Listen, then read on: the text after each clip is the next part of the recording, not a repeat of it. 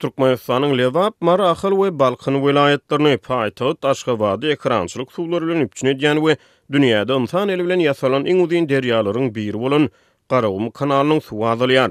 Munyň netijesinde daýhanlar ekrançylyk ýerlerini suwarmagyň kynlaşýanyny aýdýarlar. Bu barada Azatlyk radiosynyň habarçylary Balkan we Mara sewitlerinden habar berýärler. Ekrançylyk suwlarynyň ýetmezçiligi Mara vilayatyna, Balkan vilayatynyň Bereket, Serdar we Magtumul etraplaryna gowaçylaryň we gök bakça ekinlerinin ösüşüne yaramaz täsir edýär. Gowaçylar we gök bakça ekinleri suwsuzlukdan saralýar diýip Azatlyk radiosynyň habarçysy Balkan vilayatynyň Günorta Günnogor sewitlerinden habar berdi. Pawtaç käreneçleri suw ýetmezçiligi derarly gowaçylaryň wagtynyň gülläp başlanyny aýdýarlar. Habarçymyz bilen gurrundaş bolan oba hojalyk hünärmenleri gowaçylaryň möhletiniň ak gulaşmagynyň hasylyň pes bolmagyny getirjekdigini aýdýarlar. Azatlyk radiosynyň Mara vilayatyna habarçysy bilen gurrundaş bolan käreneçler hem suw ýetmezçiligi sebäpli gowaçylaryň wagtynyň gül açanlygyny, köp ýerlerde gowaçylaryň suwsuzluk derarly gögörmänligini aýdýarlar.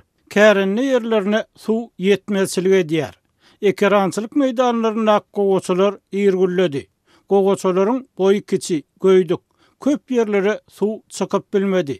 Şol sebäpden köp ýerlerde gowaçylar gögörmänligi aldy. Diýip marly käreneçler aýdýarlar. Uzunyny 1440 kilometr töwereg bolan Garagum kanaly öz göz başyny Amderýadan alyp gaýdýar. Kanal Lewap vilayatynyň başdaky şäherçesiniň çäginden ujalyp Marahyl we Balkan vilayatyna çenli uzap gidýär. Garagum kanalynyň boýuna suw çekiji ulgamlar, nasoslar oturdylýar we kanalyň geçýän sewitlerindäki ilatly nokatlar bu nasoslar arkaly ekrançylyk suwlary bilen üpçün edilýär. Habarçylarymyz kanalyň Mara vilayatynyň geçýän böleginde nasoslaryň sanynyň azaldylýanyny habar berýärler. Azatlyk radiosynyň Mara vilayatyna habarçylary sewitiň çägine ýerleşen Zähmet keňeşliginden başlap Oğulhan etrawyna çenli Garagum kanalynyň uğru boýunça gözle geçirdiler we ýüzden gowrak nasosçy bilen söhbetdeş boldular. Ýa-ni ýakyna sewit häkimetleri suw çekiji ulgamlary dolandyrýan işgärler bilen ýygnak geçirip kanalyň ugrundaky işleýän nasoslaryň sanynyň azaldylmagyny talap edipdirler. Aşgabatda suw ýetmezçiligi bar diýdiler. Şol sebäpden eger ozal bir daýhan birleşikde 2-3 nasos işledilýän bolsa, indi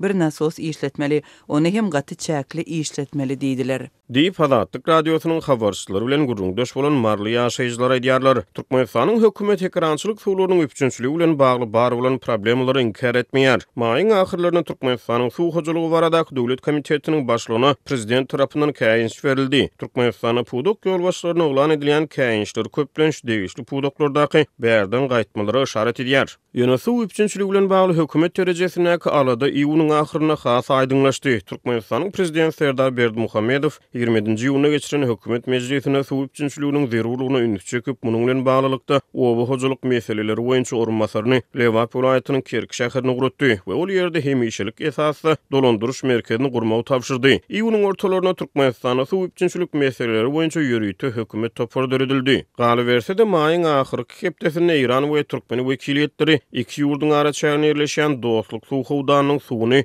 oba hojalyk maksatlary üçin ulanmalyk barada alaşdy. İran metbuatyna görä howdanyň suwudyny agyz suw üçin ulanlar. Meselem Iranyň Maşhad şäheriniň agyz suw üpçünçiliginiň 20 götermi dostluk suw howdany arkaly üpçün edilýär. Türkmenistan ekrançylyk suwlary bilen bagly dowam edýän aladalaryň arasyna ýurdun dürli sewitleri, şol sany Aşgabat ýaşaýjylary wagtaly agyz suw ýetmezçiligi bilen ýüzbeýiz bolýar. Bu aralykda Türkmen hökümeti iýun aýyna Hazar deňdiniň suwuny arasalap onuň agyz suw üpçünçiligine ulanylmagy bilen bagly meýilnamalaryny äşkär etdi. Türkmenistanyň suw üpçünçiligi bilen bagly problemlary halkara hasabatlarda hem agzalyp geçilýär. Birleşen Milletler Ugrumasynyň azyk we oba hojalyk boýunça edarasy geçen ýyl çap eden hasabatyna Türkmenistanyň suw resurslaryna agram düşýänligini duýdurdy. Azatlyk radiosynyň habarçylary aprelde Amderýanyň suwunyň öňki ýyllar deňeşdirilerini ymykly çekilenigini habar berdiler. Sowetler döwründe ilk başda Lenin kanaly adlandyrylan Garagum kanalynyň gurulşyna 1954-nji ýylda girişildi. Kanalyň gurulşy 1988-nji ýylda dolu tamamlandy. Garagum kanaly esasan Sowet häkimetleriniň sewitde paýta önümçiligini artdyrmak maksatnamalaryna gulluk etdi. Galy berse de Sowet häkimetleri ilk başda Garagum kanaly arkaly Amderýany Hazar deňdi bilen sepleşdirmegi hem meýilleşdiripdiler. Ýöne bu meýilnama soňu bilen amala aşyrylmady. Garagum kanaly Aral deňdiniň gurulmagyna getiren iň uly sebäpleriň hatyryny agdalýar. Türkmenistana daşary ýurtlardan uçarly barýan ýolagçylar ýene-de karantina salynıp başlandy. Bu ýurdun lukmançylyk edaralaryna barýanlardan maska dakynmagyny gaýtadan talap edilip başlanan döwrüne gabat geldi. Türkmen hökümeti Tomson başynda adaty uçar gatnawyny dikeldip, şeýle hem ýurda gelýän ýolagçylar üçin hökmany izolasiýany we ýylatyn maska dakynmak talaby ýaly karantin çäklendirmelerini ýatyrypdy. 1-nji ýylda Dubaydan baran reýsiň ýolagçylary karantina ýerleşdirildi. Uçar şol gün saat 15:00 töwereginde Türkmenabadyň halkara aeroportuna gonypdyr. Bu arada azatlygyň çeşmeleri habar berdiler. Dostumuz Dubaydan Türkmenabad şäherine uçdy. Ýöne näweli sebäplere görä Türkmenabad şäherine gelen soň ýolagçylar goýup berilmedi we karantina ýerleşdirildi. Dip Dubaydaky çeşme aýdýar. Birleşen Arap Emirliklerinden Türkmenistana gaýdýan uçaryň ýolagçylarynyň ýakynlarynyň habar bermegine görä olar öz hotsarlarynyň öýlerine barman soň izolasiýa edilendigini bilip galypdyr. Soň garyndaşlary Dubaydan baran ýolagçylaryň Türkmenistandaky esasy karantin zonasyna ýerleşdirilendigini anyklapdyr. 11-nji ýylda Dubaydan baran şol uçaryň ýolagçylarynyň izolasiýa edilmeginiň sebäpleri belli däl. Azatlyk radiosy Türkmenabadyň aeroportunda we saglyk edaralarynda resmi taýdan düşündiriş alyp bilmedi. Türkmenistan halkara uçar gatnawlaryny may aýynyň ahirinde bölekleri dikeldip başlapdy. Hususan da Dubaýa indi hepde 2 ýedek uçar gatnaýar. Şu çakaçyny halkara reýsleri bilen baran ýolagçylar karantina salynmandy. Diňe hökümetiň guraýan charter reýsleri bilen Türkmenistana getirilýänler bir hepdelik karantinda bolmaly bolýar. Yüzlerçe miň türkmen raýatynyň ýaşaýan ýurda bolan Türkiýeden Türkmenistana uçar gatnamaýar. Bu aralykda azatlygyň Dubaýdaky çeşmeleri Birleşen Arap Emirliklerinden Türkmenistana uçmak üçin Türkiýeden barýan yüzlerçe Türkmenistanlynyň yerli mehmanhanalarda galyp garaşmaly bolýanlygyny habar berýärler. Çeşmelere görä Türkmenistanlylar Dubaýdan Türkmenistana bilet satyn almakda kynçylyk çekerler. Bilet satyn almak mümkinçiligini gözleýänleriň köpüsi goşmaça çykdaja galýarlar we ýaşamagy jaý üçin tölemeli bolýarlar. Türkmen howa ýollarynyň uçurlaryny bilet satyn almak kyn. Dubaýyň howa mezrine bilet satylmaýar. Bu biletleri Türkmenistanyň satyn alyp berjek bolsalar, bron etmek üçin $1000 talap edilýär. Dip çeşmeýdär onuň sözlerine görä şu wagt Dubaýdaky mehmanhanalarda bir giýici üçin adam başyna adynan $15 gerek bolýar.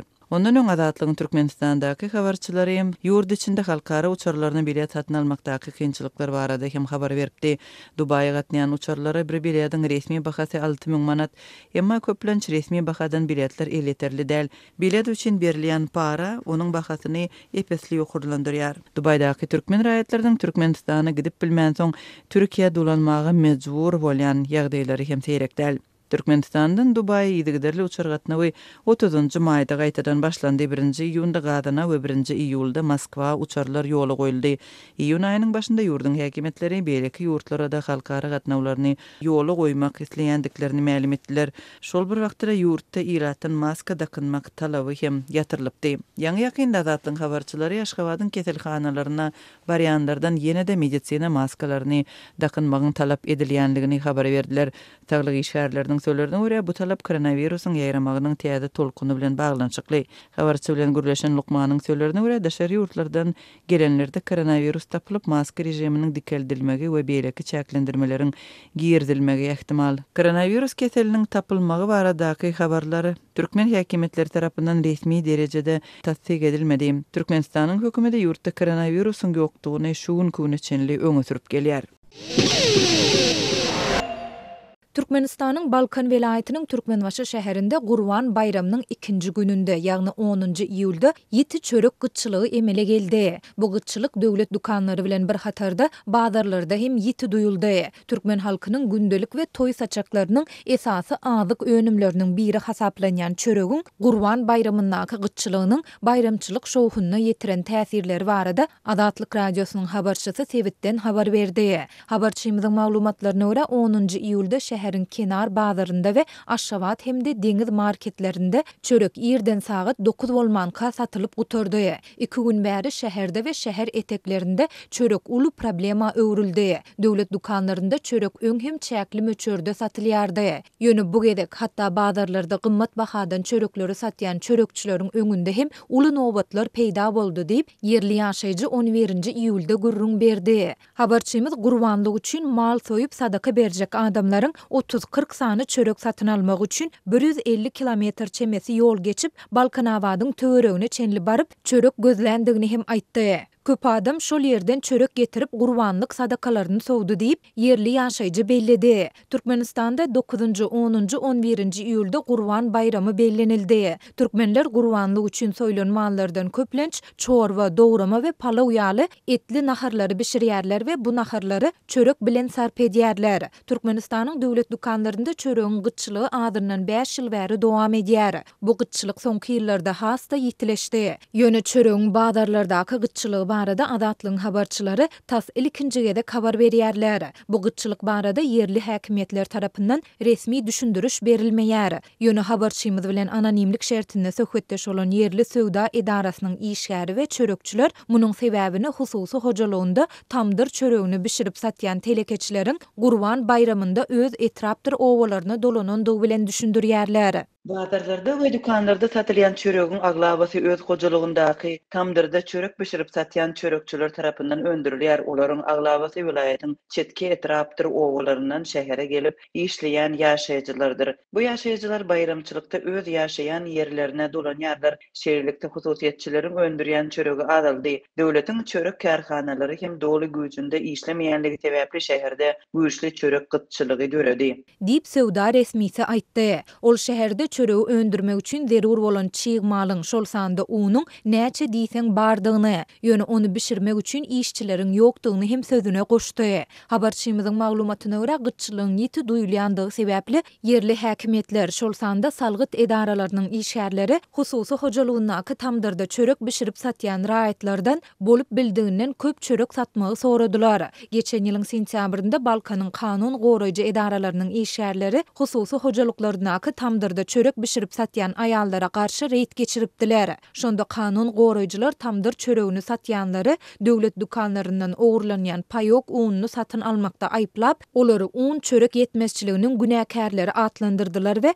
olaryň köpüsiniň işini çäklendirdiler. Olar bizden köprek çörek yapmagy we bazarlara çörek yetişdirip bermegi soradylar. Hatta olar özleriniň çöregiň bahasyny hem goşulmajakdyklaryny wada berdiler diýip hususy hojalygynda çörek bişirip satýan Balkanly Zenan Gurrun berdi. Geçen ýylyň 2-nji ýarymynda habarçylarymyz ýurtda dowam edýän ýeti un we çörek yetmezçiliginiň arasynda Aşgabatda hususy eýetçilikdäki çörek karhanalarynyň onlarçasynyň öz işini betedendigine habar berdiler. Bu ýagdaý öndürilýän çöregiň mukdaryny azaltmak bilen bir hatarda yüzlerçe adamyň işsiz galmagyna hem getiripdi. Türkmenistan nobatdaky galla oragynda 1.400.000 tonna buğday hasylyny ýygnap almagy göz öňünde tutýar. Şuunlar Mary vilayatynyň dolandyrış merkezi Mary şäheriniň ýol polisiýasy köçeleri piýadalar üçin göz öňünde tutulmadyk ýerlerden kesip geçen raýatlara köpçülikliň pul jerimesini salýar. Bu raýatlaryň köpüsi Gurban bayramynyň soňky günlerinde Sewitin etrapdyr owalaryndan vilayat paýtagtyna gedelenç etmäge gelen marlylar bolup, olar özlerine öňünden hiç ýyly duýduruş berilmeden jerime salynmagyna nägilelik bildirýärler. Bu ýagdaýlar barada Azatlyk radiosynyň habarçysy Mardan maglumat berdi. Köp adam gurbanlygyň soňky günlerinde 11-nji 12-njy iýulda Marynyň paýtagtyna aýlanmaga geldi. Polisiýa şäherleri baglaryň aşagynda ýa-da hususy awtologlarynda gizlenip, piýadalar ýoly ketip geçýänçe hiç bir garasyny görkezmän gizlenip durýarlar. Ýaşaýjylar ýoluň beýleki tarapyna geçen soň polisiýa olardan ýygyna geçmegi talap edýär we olary polisiýa awtologlaryna salyp şäher polisiýa bölümine ekidip jerime ýazýar. Dip efirde atlandırılmasızlığını soran marly ýaşaýjy şaýat bolan ýagdaýlaryny 13-nji iýulda Gurrun berdi. Polisiýa bölümine alınıp gidilen we jerime salynan marlylaryň ençemesiniň habarçymyza Gurrun bermegine görä, köçäni piýadalar üçin göz öňünde tutulmadyk ýerden kesip geçen her bir raýat 40 manat jerime tölemeli boldy. Polisiýa bölümine eltilen adam kän. Olaryň arasynda ýaş gyýdylar we çagaly gelinler, gartaşan erkek adamlar we aýallar hem bar. Çagaly gelinleriň köpüsi çagy üçin berilýän kömek pulunyň hasabyna ýaşaýandyklaryny aýdyp, özlerini duýduruş berilip goý berilmegini haýyş etdi. Ýöne polisiýa işgärleri olara özlerini ýol başçylary tarapyndan buyruk berilendigini aýdyp, olaryň haýyşlaryny kanaatlandyrmady diýip marly ýaşaýjy belledi. Habarçymyz saklanan adamlaryň arasynda jerimeni tölemäge pulu bolman soň şäheriň zir-zibil çeleklerine aýlanyp, iýmäge azyk gözleýän velosipedlerini satmaga mejbur bolýanlaryň hem bardygyny aýdýar. Polisiýa piýadalara garşy reýtleri şäheriň esasy 4 Kemine, Molla Nepes, Aşgabat we Owuzhan köçelerinde geçirýär. Ýöne şäheriň beýleki köçelerinde bular ýaly reýtler alınıp barylmaýar. Şeýlede welaýatyň beýleki şäherlerinde we etraplarynda hem şeýle reýtler geçirilmeýär. Marlylaryň sözlerine görä polisiýa bu reýtlerin sebäplerini raýatlaryň janyna howp salmazlyk üçin geçirilýändigi bilen düşündirýär. Ýöne olar raýatlaryň näme üçin biz ýoly kesip geçmänkä bizi saklap, bize birce gerek bolsa-da duýduruş bermeýärsiňiz diýen sowallaryna jogap bermeýärler. Bu raýatlary taýlamagyň ýene bir usuly bolup häkimetler adamlaryň bayramçylyk üçin köpçülikliň çärelere gelmeginden peýdalanýarlar. Olar adamlara duýduruş bermezden destine jerime salýarlar. Şäheriň 4 köçesinde, başga ýerde, başga şäherlerde we etraplarda owalarda bular ýaly zat ýok. Hatda Mary şäheriniň beýleki köçelerinde piýadalar üçin geçilgeler hem tas ýok. Seýrek aralykda bar bolan geçilgeleriň hem ak reňkdäki çyzyklary öçüp tas görünmeýär. Dip marly ýaşaýjy häkimetleriň ilatyň bayramçylyk keypini bozandygyny hem belledi. Adatlyk baýdylanlar barada Mar şäheriniň polisiýa müdürliginden goşmaça maglumat ýa kommentari alyp bilmedi. Türkmenistanda häkimetler köçe ýol hereketiniň düzgünlerini bozan piýadalara gözegçiligi wagtal güýçlendirýärler. Bu gözegçilikler Türkmenistanyň administrativ hukuk bozulmalary hakynda kodeksine ütgeşme girdilip, ýol hereketini bozýanlara salynýan jerimelerin mukdarynyň arttyrylmagynyň ýa-da hasta batlandy. 11-nji maýda Türkmenistanyň döwlet eýçiligindäki Türkmenistan gazeti administrativ hukuk bozulmalary hakynda kodeksine girdilen ütgetmeleri we goşmaçalary çap etdi. Goşmaçalara laýyklykda piýadalaryň geçmesiz ýerlerde ýoluň gatnalýan böleginden geçmegi, olaryň gadagyny ediji ýa-da buyruk berji ýol belgileriniň talaplaryny berjay etmezligi binýatlyk mukdaryň 0,14 bölegi möçöründe jerime salynmagyna eltýär. Has ozal bu jerime binýatlyk mukdaryň 0,12 bölegi hökmünde kesitlenipdi. Türkmen medeniýetyne görä binýatlyk mukdar Türkmenistanda 100 manat möçöründe kesitlenýär. Maglumat üçin aýtsak, köçeleri piýadalar üçin göz öňünde tutulmadyk ýerlerden kesip geçen raýatlara jerime salmak tejribesi Merkezi Aziýanyň beýleki ýurtlarynyň kanunlarynda hem göz öňünde tutulýar. Ýöne bu ýurtlaryň aglawasynda Adatlyk radiosynyň özbek, gazak, kyrgyz we täjik gulluklarının maglumatlaryna görä bu kanun iş ýüzünde seýrek amal edilýär we polisiýa bu kuda durup düzgün bozan piýadalary awlamaýar.